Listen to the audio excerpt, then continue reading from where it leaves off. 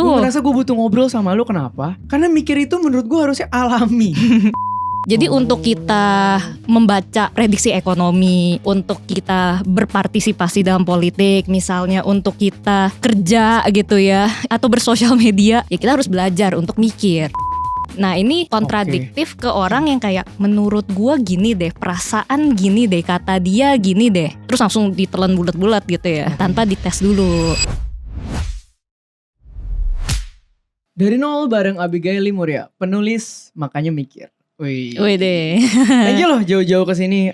Gue terhormat banget anaknya Pak Tom bisa. Baru mulai sudah menyebar misinformasi ya. Harus verifikasi langsung. Kacau ya. Jadi gini Abigail, nih teman-teman ya. Dari terakhir kita ngopi, kan kita ngobrolin itu ternyata mikir ada caranya. Iya. Iya kan. That's why lo kan nulis buku ini Makanya Mikir. Iya. Nah, buat gue pulang dari sana, di otak gue tuh masih ngerasa aneh. Oh gitu. Gue ngerasa gue butuh ngobrol sama lo, kenapa? Karena mikir itu menurut gue harusnya alami. Kayak napas ya kan. Dari lahir udah bisa napas. Iya. Dari lahir harusnya udah bisa mikir. Kenapa lu malah bikin buku Makanya Mikir? Jadi sebenarnya sih mungkin gini ya Theo ya. Benar bahwa mikir itu kan gak semua mode berpikir itu sama ya. Oke. Misalnya nih, lu mikir mau milih pasangan hidup sama lu mikir mau makan apa gitu, itu pasti mode rada beda kan. Yang pasti lebih berpikir keras tuh yang pilih pasangan hidup lah gitu, karena lebih ribet, lebih kompleks. Atau ketika lu disuruh nyelesain masalah matematika gitu, itu kan mode berpikirnya pasti beda dibanding lu milih mau pakai baju apa hari ini gitu. Ada yang berat, ada yang enteng. Bener. Nah itu kan sebenarnya kalau sekarang popular termnya itu sistem 1, sistem 2 gitu ya.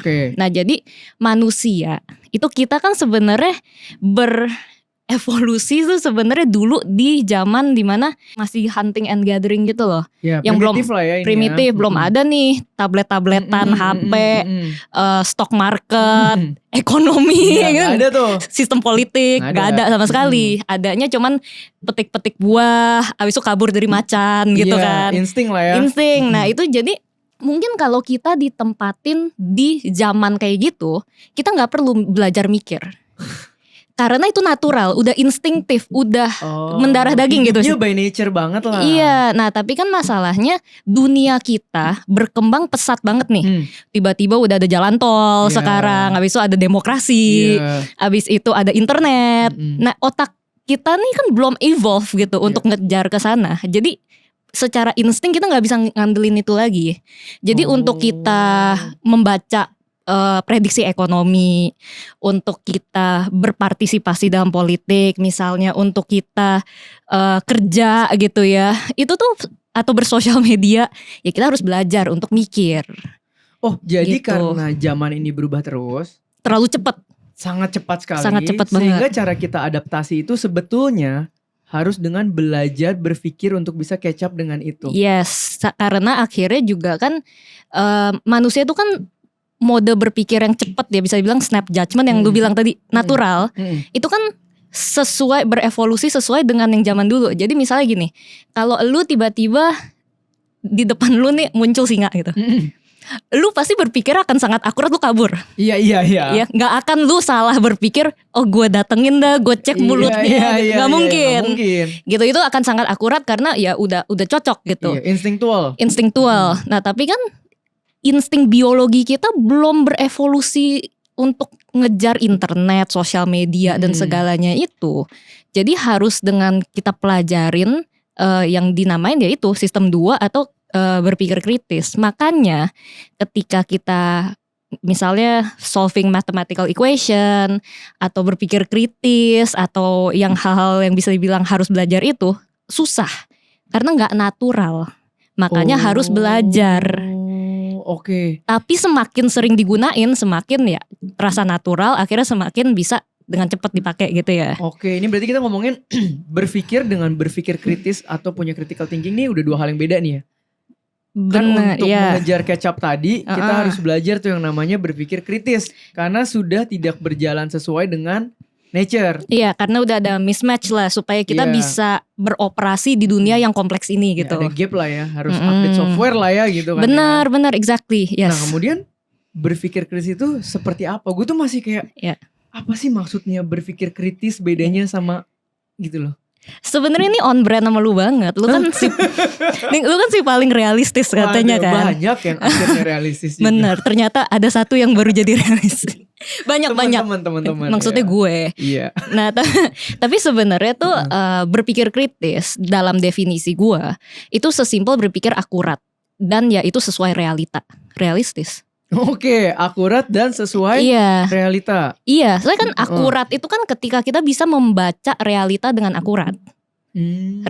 Realistis kan itu kan sebenarnya. Betul, melihat kondisi realnya. Benar. Nah, di bab kedua ini makanya diintroduce namanya bab 1 apa 2 gitu. Namanya membaca peta realitas. Oh, ada konsep ya gitu. Yang dimana misalnya lu mau ke Pulau Kalimantan. Iya. Lu baca peta geografis gitu kan. Iya. Tapi kalau misalnya lu pengen mencapai sebuah tujuan goal, ya lu harus bisa membaca peta realitas yang tepat untuk nyampe ke situ. Oh. Dan peta realitas itu isinya adalah sebab akibat dong. Kayak misalnya gua pengen jadi misalnya konten kreator terkenal gitu misalnya. Nah itu kan cara gue nyampe ke sana tuh tergantung informasi sebab akibat yang gue punya. Misalnya, gue harus bikin konten yang viral dong. Kalau misalnya mau jadi konten kreator terkenal, konten yang viral itu adalah konten yang ekstrim. Di breakdown lah. Habis itu konten yang ekstrim artinya gue harus ini gitu. Nah itu peta realitas gue. Oke. Kalau misalnya peta realitas sebab akibat gue tepat, gue bisa nyampe nih. Oh. Tapi kalau misalnya gue punya kepercayaan bahwa konten kreator yang terkenal itu adalah orang yang sok misterius dan bikin konten sekali setahun doang, gue nyampe nggak? Enggak. Karena sebab akibat peta realitas gue nggak akurat. Iya nggak akurat. Oh. Gitu. Nah, jadi kan ketika kita scale up, banyak tuh orang-orang yang punya kepercayaan fakta-fakta yang sebenarnya nggak akurat. Akhirnya karena itu salah, dia ngikutinnya nggak nyampe-nyampe ke goal ya. Oh, oke. Makanya ada orang juga mungkin kayak, kok gue gak kemana-mana segala macam. Karena mungkin petanya juga belum clear enough untuk membuat dia bisa melangkah menuju ke sana. Bahkan bukan clear enough, bahkan dia mungkin ada kepercayaan yang salah teh. Kayak misalnya gue ngasih contoh di sini ya. Misalnya ada bapak-bapak nih, tujuannya apa? Pengen anaknya sehat. Oke. Tapi dia punya kepercayaan, diajarin sama orang ngaco lah gitu, bahwa semakin banyak anak kamu makan gula, anak kamu akan semakin sehat. Oke. Nah, bapak ini mau bekerja sekeras tenaga apapun, mau serajin apapun, mau setulus apapun, nggak bisa. Anaknya kan sehat nggak? Enggak. Karena apa? Kepercayaannya salah. Peta realitasnya salah, arahnya salah. Sama aja kayak artinya di peta dia kalau dia dari Jakarta pengen ke Kalimantan, di peta dia Kalimantan ada di sini. Akhirnya dia kesini nggak nyampe-nyampe gitu. Iya. Nah, zaman dulu tuh kalau nggak nyampe-nyampe itu katanya membunuh mimpi dia. Oh gitu. Bisa jadi ya kalau memang nggak nyampe-nyampe terus. Nah jadi bagaimana seseorang kalau gitu bisa membuat peta realita yang akurat? Nah di sini barulah masuk yang namanya scientific thinking. Scientific thinking. Iya. Scientific thinking itu mungkin kalau didengar terlalu ribet gitu ya, heavy banget ya. Soalnya kan ya saya bukan ilmuwan kak, saya mah kagak kerja di NASA gitu, ngapain scientific thinking.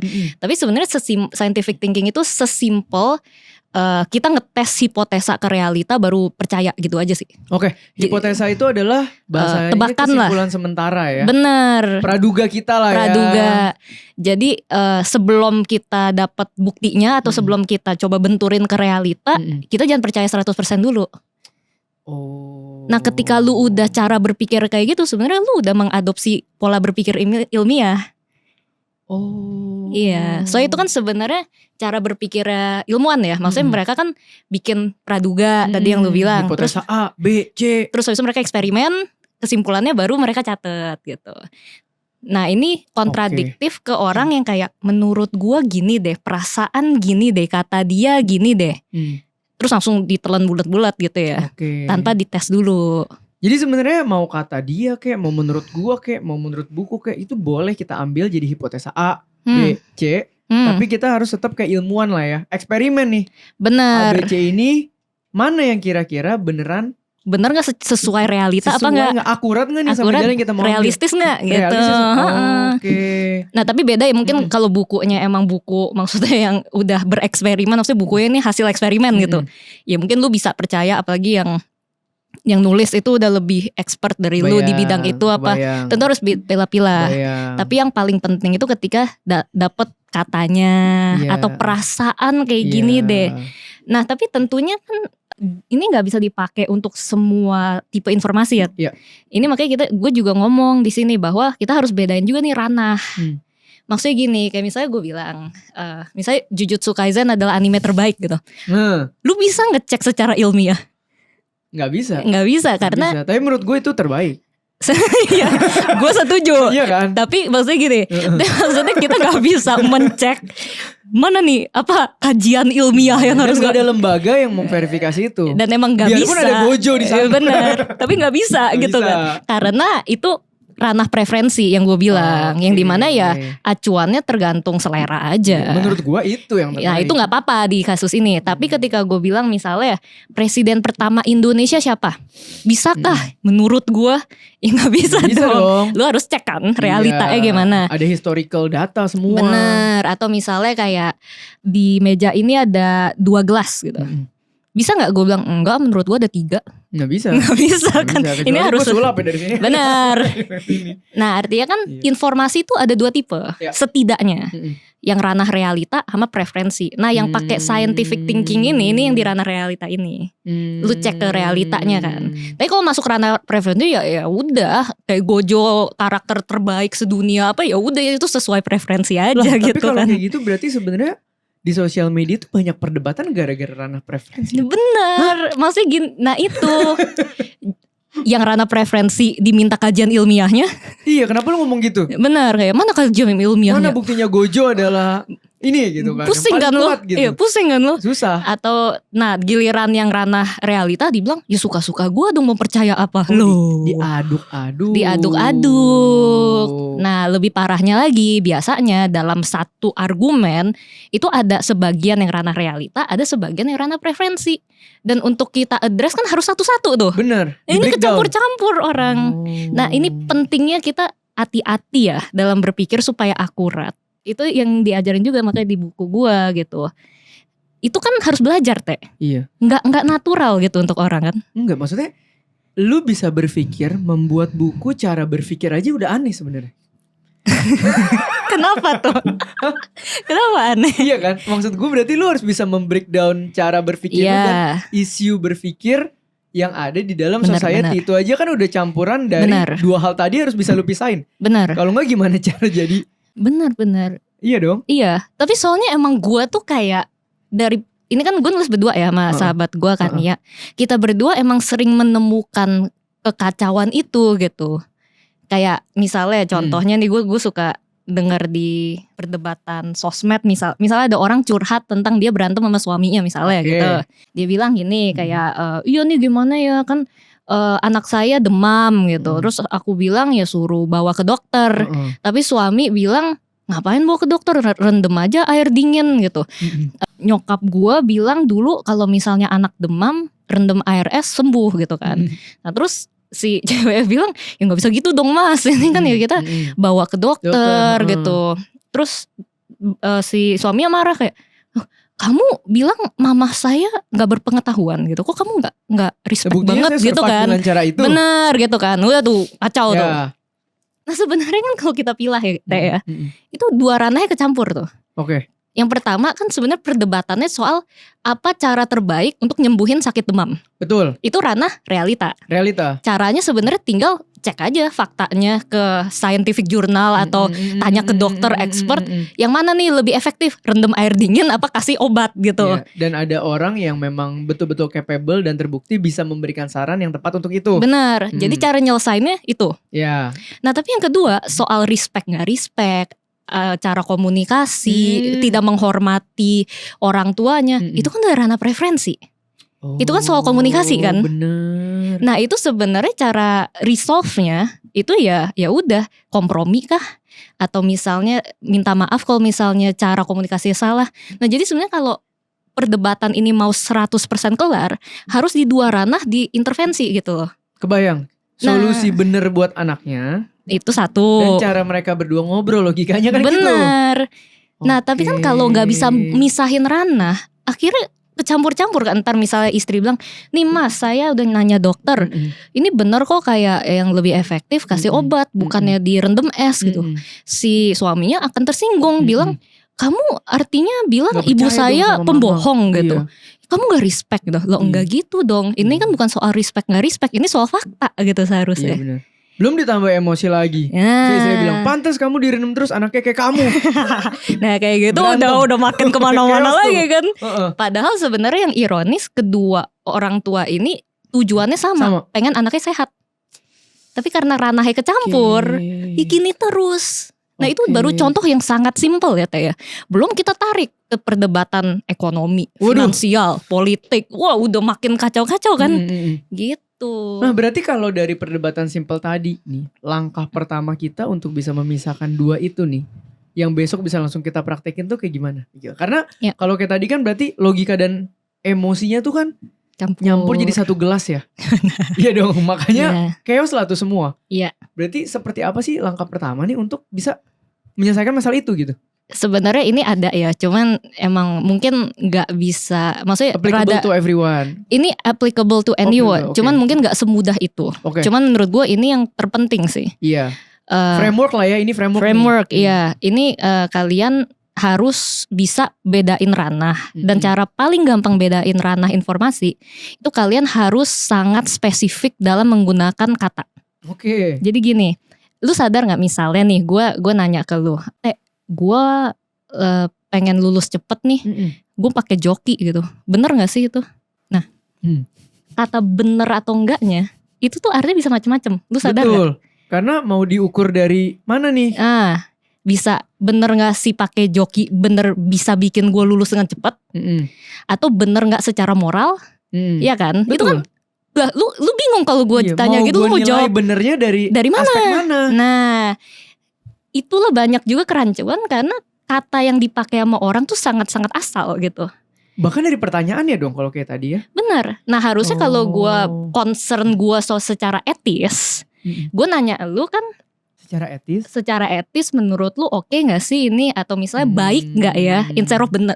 Bijak gak ya? Bijak gak ya, itu kan spesifik tuh. Iya. Tapi kalau gue concernnya, gue mah gak peduli soal etis. Yang penting cepet. Nah gue akan tanya, bener gak sih pakai joki itu paling cepet gitu? Iya bener. Spesifik harus. Iya jelas jadinya. Tapi orang sering, nah itu mulailah spesifik dalam bertanya dan spesifik dalam menjawab. Menurut gue sesimpel itu. Oke. Kita paksa otak kita untuk spesifik nih. Iya, clear nih pertanyaannya. Yang kata Indonesia yang paling rancu itu tuh menurut gue bener salah. Itu saya bener itu tuh bisa maksudnya secara fakta bener, atau secara moral bener, secara logika masuk akal. Apa nih? Apa? Salah secara moral kah? Salah secara fakta kah? Gak masuk akal kah? Beda. Nah cobalah bikin kata-kata kita spesifik. Itu akan ngebantu langsung. Oke. Even though gender gak ngaruh di sini ya? Menurut gue enggak sih. Ya? Kadang kan kalau sama cewek kan cowok salah semua ya. Benar. Itu jadi gini, yang menarik ya sebenarnya. Jadi menurut studi, cowok sama cewek itu sama-sama punya blind spot. Kalau ketika berpikir kritis ini gitu. Cuman kecenderungan blind spot atau kepleset itu beda. Beda tendensi gitu. Contoh satu, cewek kecenderungannya lebih nilai diri itu kayak lebih rendah diri lah. Cowok itu lebih tinggi diri gitu. Jadi overconfident kalau cowok. Nah itu kan maksudnya efeknya akan macam-macam tuh kan. Kalau cewek terlalu minder, efeknya juga macam-macam. Nah itu jadi emang ada different types of kecenderungan logical fallacy itu beda-beda gitu. Oh, yang mengakibatkan responnya juga jadi beda-beda based itu. Iya. Dan misalnya jadi kayak mungkin orang kalau overconfident kita jarang mikir itu sebagai logical fallacy gitu ya. Tapi kalau misalnya logical fallacy yang cewek suka lebih pakai, itu tuh lebih kita udah ini mah salah berpikir gitu. Iya. Nah jadi akhirnya ada ketimpangan. Padahal sama-sama ada blind spot sebenarnya. Cuman kecenderungannya beda-beda aja gitu. Ini menurut studi ya, bukan menurut Abigail. Oke, sekarang gini gue mau nanya. menurut keyakinan saya, ini kan sekarang apalagi penggunaan threads ini kan marak sekali. Threads khususnya ya. Rasanya threads ini menjadi tempat pelampiasan emosi dari berbagai sisi ya, mau emosi positif, emosi negatif. Nah, bagaimana sih kita sebagai pengguna threads nih bisa menjadi pengguna threads yang lebih sehat? Bisa punya logika berpikir yang lebih baik supaya misalnya kita nggak gampang ke tarik kiri kanan. Kenapa gue pakai contoh threads dulu ya? Karena menurut gue belakangan ini threads nih paling lagi booming banget sih. Wah, lagi rame banget dan rame banget gitu. Spektrum pendapatnya tuh kayak ricuh banget gitu. Nah, mungkin bagaimana sih cara kita nih, misalnya kita kan akan tetap main threads. Iya. Datang dong threads orang. Right. Bagaimana kita memproses itu supaya kita bisa bermain threads dengan sehat sih gitu. Karena Dokter Tirta aja tadi gue lihat baru mengumumkan hiatus dari threads. Lucu banget. Lu sebelum threads main X atau Twitter? Enggak, justru gue pemain. Lu ini perdana banget lah lu perdana dan kaget. Apa dari dulu gitu sih? Kalau lu dulu main X sih lu gak kaget ya sama threads? Pindah doang. Jadi threads tuh belum separah Twitter menurut gue, tapi OTW sih. Jadi lu enjoy it while it lasts aja menurut gue. Oh iya. Gue dulu main Twitter terus gue udah stop. Tuh kan? Makanya gue tapi threads juga gue gak mau terlalu aktif. Soalnya gue kurang suka tipe social media platform yang model gitu. Soalnya pasti trajektorinya akan sama gitu menurut gue. Oh, arahnya. Iya. Oke. Karena insentif sistemnya dan sebagainya gitulah. Nah, tapi yang lu mention, sebenarnya kalau kita masukin equation social media jadi menarik ya Teh ya. Kenapa? Karena tadi lebih susah lagi untuk kita berpikir secara akurat kadang karena kecampur sama insentif sistem itu yang tadi gue bilang. Nah, gimana tuh insentif sistem tuh? Insentif sistemnya gini, orang tuh kenapa kecanduan posting threads. Kalau posting di threads namanya apa sih? Kalau di Twitter kan nge-tweet ya. Sama gak sih nge-threads? Nge-threads ya? Iya harusnya. Oke. Di red card sih tulisannya nge-threads. Nge-threads. Oke, nge-threads artinya ya. Orang tuh kan normally kecanduan nge-threads tuh karena dapat dopamine hit dari engagement kan. Engagement tuh maksudnya ada likes, ada komen, repost, ada komen. Oh, itu memberikan dopamine actually ya? Emang lu enggak? Enggak gitu perhatiin gue. Soalnya saking udah terlalu sering ya, udah 6. Tapi untuk rakyat yang normally baru mulai. Ada konten yang rame banget nih. Pasti seneng. Nah, orang itu akan terus main, akan terus ngejar dopamine hit and engagement itu kan. Nah, soon mereka akan sadar cara termudah untuk dapat engagement adalah rage bait. Iya nggak? Iya paling rapi ya, tapi benar-benar paling mudah, paling mudah. Gue tanya, ini kan kita nggak based on apa nih ya? Benar. Kalau lu ngomong paling mudah, iya. Benar. Tapi bukankah dimaki-maki orang itu nggak memberikan kita dopamin? Nah itu tergantung orangnya. Oh. Nah ini sebenarnya juga dan tergantung orangnya dan tergantung tujuan yang dikejar ya. Nah ini kenapa gue bilang Twitter atau X tuh rusak banget karena udah bisa dimonetisasi kan tweetnya. Ini disclaimer ya, Abigail bukan sedang melawan threads ya. Kita lagi ngomongin threads enggak. Karena kemarin ada yang lagi ngomongin user threads tuh adalah orang yang ABC rame banget. Ini kan kita disclaimer arahnya gak kesana ya. Ini kan ngomongin platform. Dan ini bahkan gue gak ngomongin threads, ngomongin Twitter gue. Platform. Kalau Twitter menurut gue udah hancur platformnya. Bukan orang yang main Twitter ya. Platformnya. Karena insentif sistem itu kan tweet lu bisa dimonetisasi ya Teh ya. Jadi maksudnya semakin engagement lu tinggi, lu semakin dapat banyak duit gitu lah. Sama kayak YouTube gitu basically. Ya udah, orang akan lomba-lomba bikin hoax dan rage bait dong. Oh, karena convert money lah langsung itu punya. Kan paling gampang. Intentionnya. Paling gampang kan untuk itu. Iya. Itu maksudnya di threads itu sebenarnya mirip, cuman belum bisa diduitin aja. Nah, jadi ada pasti orang yang iseng gitu loh kayak gue bikin marah nih gitu. Kita lihat nih dia marah nih. Itu ada orang-orang gila seperti itu. Sorry banget nih ngomong. Nah, tapi next best thing itu mungkin yang good intention apa segala, at least ada dorongan untuk melebih-lebihkan atau bikin lebih sensasional supaya dapat engagement. Social media tuh emang kayak gitu, kita harus akuin lah. Soalnya kan orang diinsentifkan dapat engagement. Dan jadinya tuh secara insentif kita nggak diinsentifkan untuk menjadi seakurat mungkin. Karena biasanya kalau kita mencoba menjadi seakurat mungkin, kita take-nya akan nuance, kompleks, gak hitam putih dan itu biasanya orang gak retweet gitu. Iya, karena kompleks jatuhnya. Kesannya kompleks gitu. Pasti nanti ribet banget sih, udah simple aja. Jadi lu dukung apa enggak gitu kan misalnya. Iya, simple. Tapi habis itu digoreng. Iya. Ribet banget, udah simple aja, lu dukung apa enggak? Nggak bisa gitu bro gitu.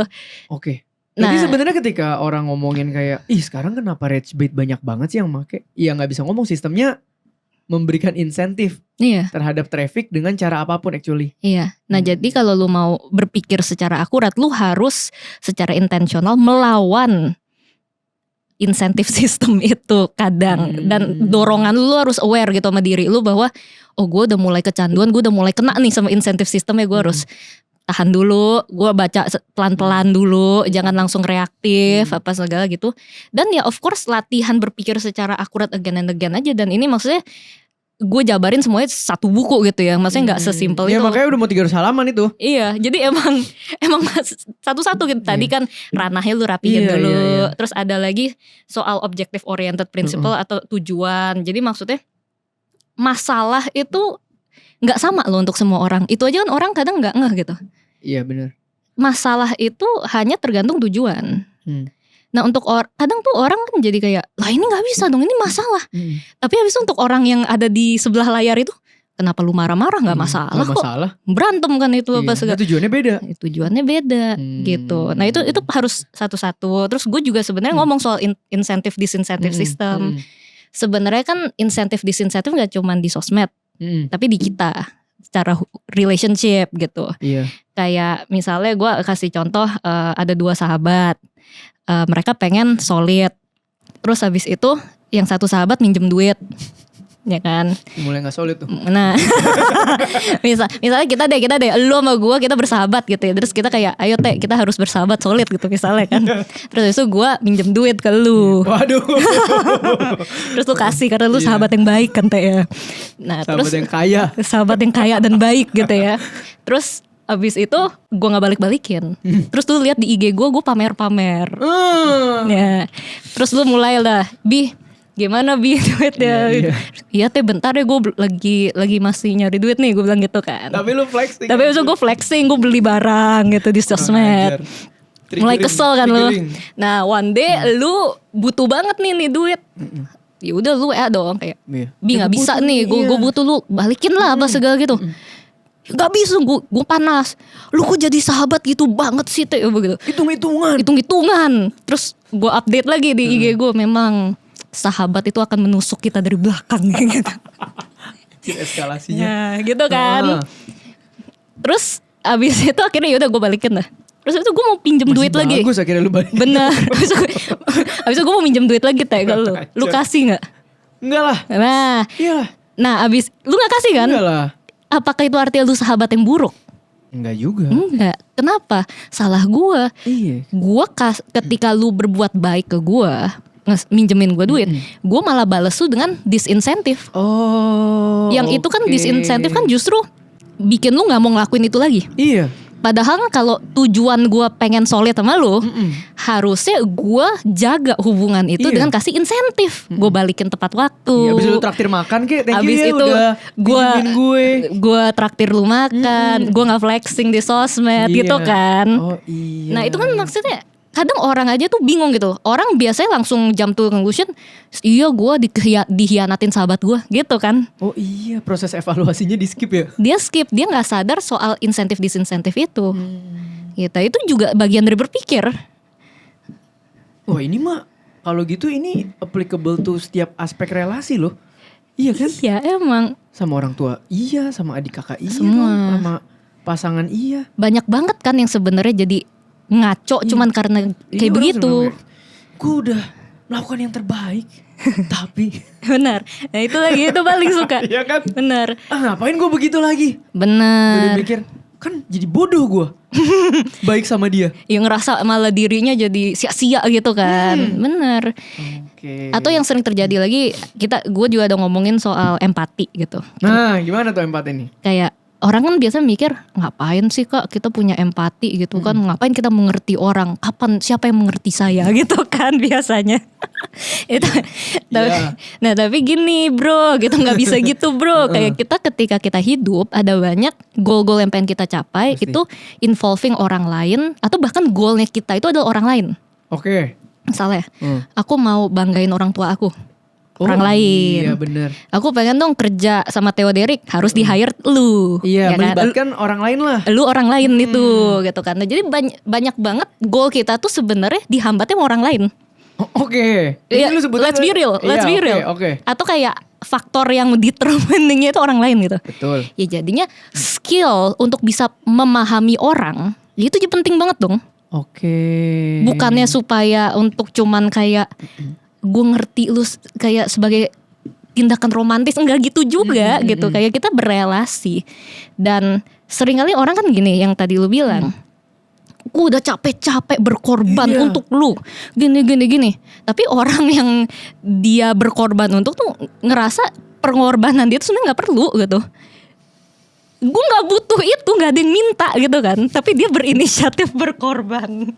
Terus dia yang merasa terzolimi padahal nggak ada yang meminta. Miskom banget ini ya. Nah itu karena dia mikirnya tuh untuk saya ini bagus, harusnya untuk dia bagus. Oh benar. Padahal kan yang harus dipikir apa yang menguntungkan untuk dia. Benar. Akan beda.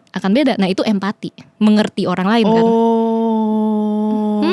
Jadi misalnya kayak lu mau pacaran ya sama pacar lu gitu. Di otak lu paling seneng kalau dibeliin PS gitu. Gak tau lah ini. Beliin dia PS. Lu beliin dia PS, dia kayak ngapain? Malah. Oh iya benar. Terus lu lihat gak pernah dimainin, lu kesel. Nggak dihargain nih. Dihargain, gue udah mahal-mahal beliin lu.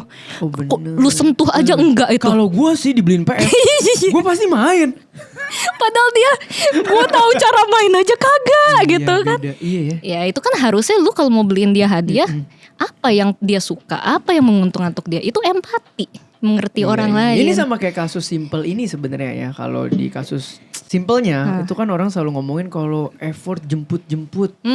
Ya kan?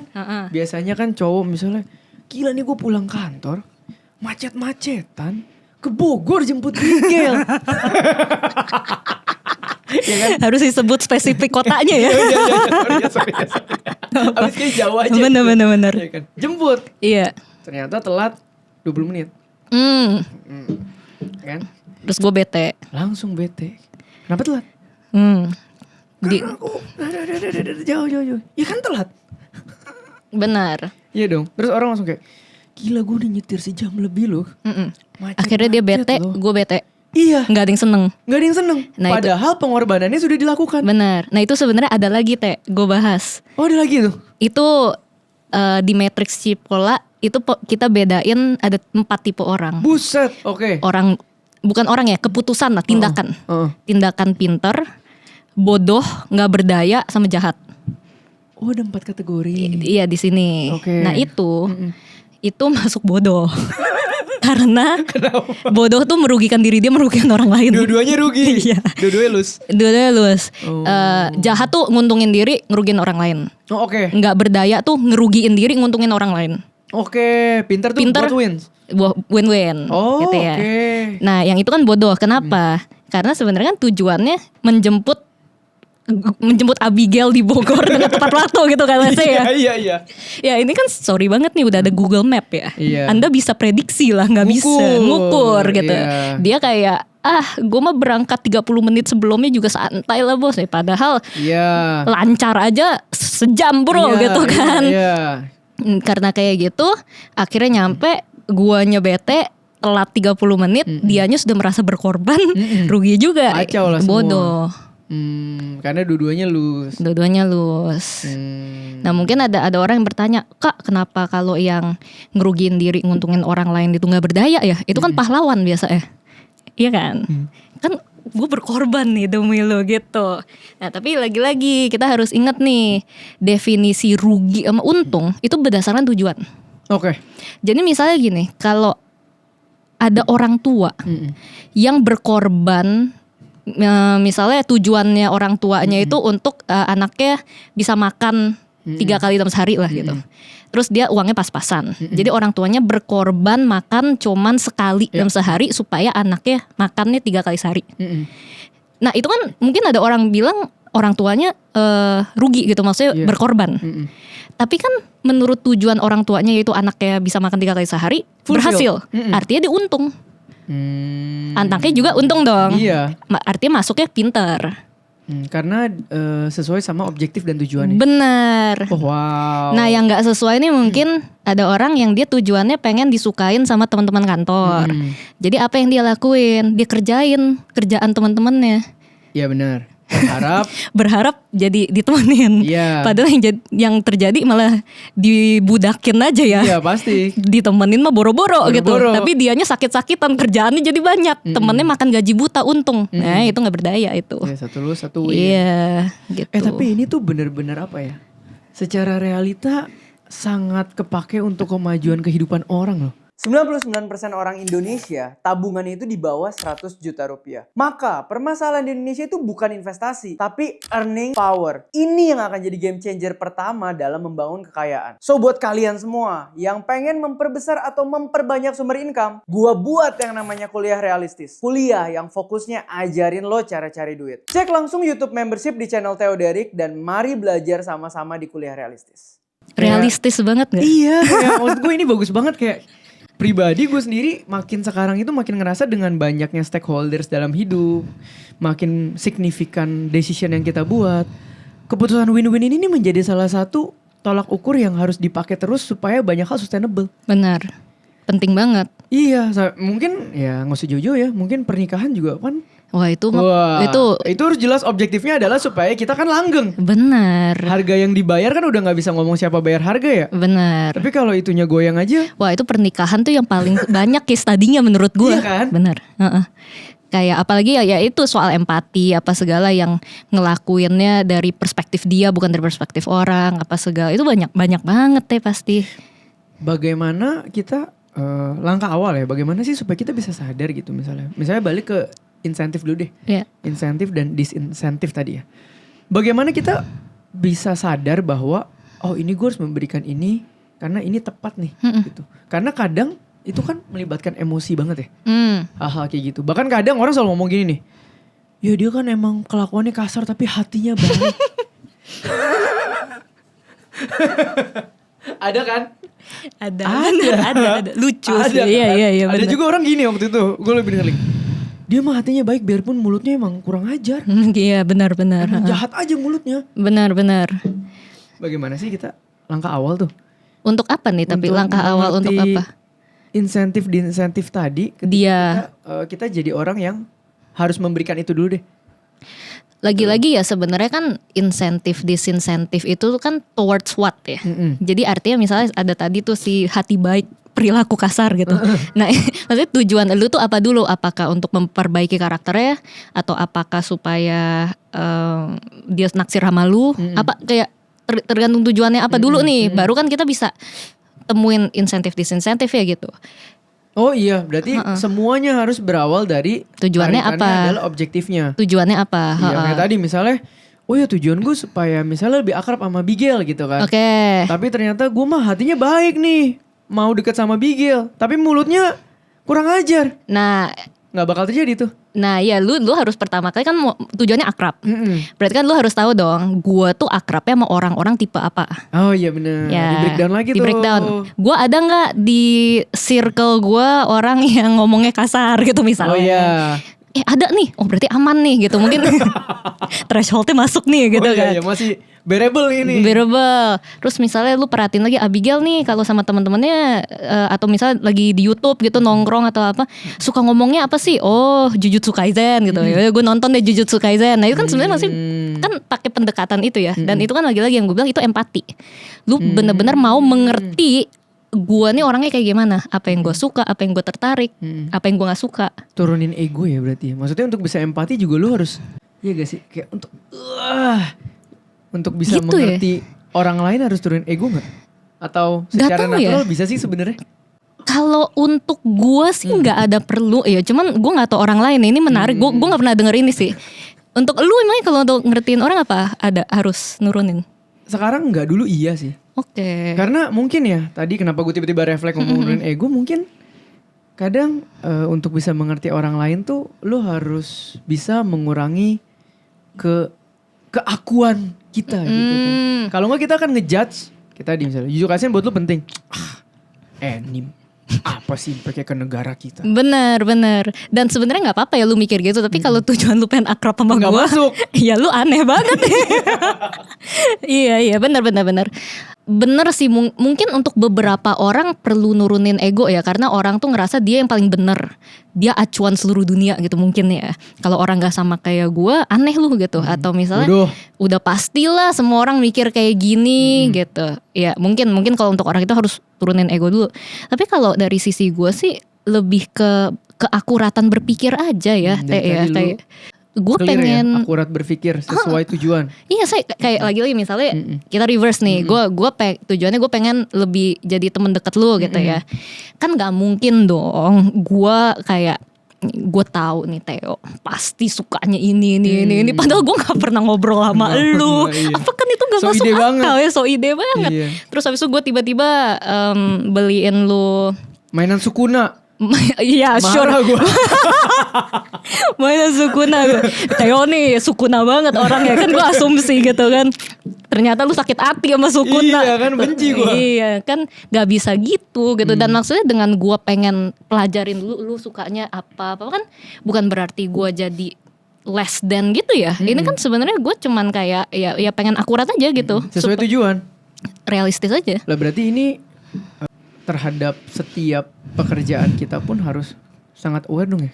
Menurut gue sih iya kan, karena mungkin hasilnya ketika lu bisa berpikir seperti ini, positioning lu akan oke. Benar. Di dalam relasi lu ya. Menurut gue iya, kayak makanya di buku ini kan gue banyak banget case tadi ya, makanya ada soal hubungan, ada persahabatan juga. Even mungkin sama atasan, bawahan, teman, in everything gitu, kayak bersosial media. Kan macem-macem banget. Atau bahkan kita kayak dalam kita ngejudge public figure apa segala, ngelihat pemimpin, semuanya sih tegang itu ya. Kayak maksudnya setiap kali ada manusia di situ udah pasti butuh itu gitu. Nah gue mau nanya juga, ini kan pasti lahirnya dari keresahan lu ya, sama Chania ya, sehingga bisa hal yang paling greget ketika lu lagi merumuskan ini nih, si buku ini kan pasti lu kan ada, gila nih gue greget banget nih sama isu ini nih. Kenapa orang bisa mikir kayak gini ya? Nah itu yang lu lihat apa gitu yang bisa?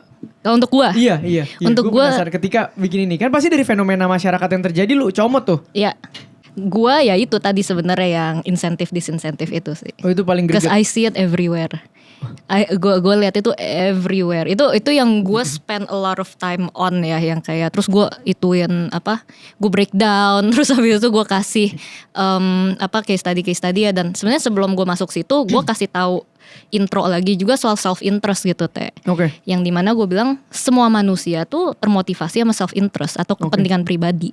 Dan itu nggak bikin manusia jadi jahat gitu loh. Memang itu self interestnya aja. Natural, kayak misalnya ada orang yang ngedeketin lu nih tiba-tiba baik banget gitu, lu pasti red flag dong. Ada sensornya gitu kayak mau apa, butuh apa nih dia. Iya kan, kenapa ya, karena kita secara natural sadar gitu orang tuh pasti ada maunya untuk dirinya. Iya. Dan itu gak apa-apa gitu. Memang itu sistem dunia bekerja. Bukan sistem juga, bahkan emang natural aja. Kayak begitu. Kan gak ada orang yang gak mau apa-apa datang ke lu nih, Kak kerjakan aku. Kakak gak usah bayar. Aku benci sama kakak, tapi kerjakan aku. Terus kan gak jelas itu malah. Lu ngapain mau sama gini? Kalau dia suka banget sama lu, mau kerja gratis kan masuk akal ya. Oh lu dapet kepuasan emosional nih. Masih dapat sesuatu lah. Ini kak gue benci banget sama lu. Tapi pekerjaan aku. Gak usah bayar. Jangan bayar. Kan gak masuk akal, gak bisa. Diracunin kayak minuman. Bener. Lu pasti kayak nih orang bohong, gila, atau bohong gila, bohong atau gila aja lah, dua opsi itu. Nah, jadi self interest ini nih kita harus biasain dulu nih untuk ngelihat dunia dari lensa itu dan nggak ngecap itu jelek atau buruk gitu. Kita terima itu, dan ketika kita udah bisa terima itu, kita mulai ngelihat, oh dia termotivasi ini, oh dia termotivasinya ini, oh dia ini, otomatis jadi kita sadar ini orang beda-beda. Motivasinya dari gue. Kalau kita bisa nangkap self interest mereka apa kan jadi clear ya dari awal. Jadi clear. Kalau kita bisa support Benar, nah Gak ada masalah. abis itu jadi justru ketika kita mau kasih insentif disinsentif, kita mau encourage atau discourage, tepat. Jadi clear. Tapi kan orang kadang tuh udah ada mental blocknya teh, yang kayak enggak lah kita harus tulus gitu. Lu harus bisa jujur dulu ke diri lu sebelum lu bisa membaca peta realita secara akurat. Iya sih. Banyak orang yang nggak bisa nerima itu gitu. Iya benar sih. Itu lo harus bisa terima dulu. Dan self interest tuh nggak selalu duit ya. Lagi-lagi kayak tadi kan bisa jadi passion, suka aja, atau kepuasan pribadi, atau bikin seneng, atau bikin nambah portfolio. Lo videografer gue tiba-tiba minta tanda tangan. Benar. Iya kan? Ya itu kan pasti ada self interest ya. Iya. Apa dia seneng kalau dapat tanda tangan. Kan gak mungkin, Kak gue benci banget kok buku gue dicoret, tapi tolong tanda tangan. Kan gak mungkin gitu kan. Ya kan? Iya. Ya gue foto sama supir lu. Paris, halo Paris. Bener kan, Pak Aris gak mungkin kayak, saya benci banget sama yang namanya Theo Derek. Tapi foto dulu. Kan gak mungkin. Gak masuk akal. Nah mungkin gitu. Gila ini gak berasa udah 40-an menit. Last question dari gue mungkin.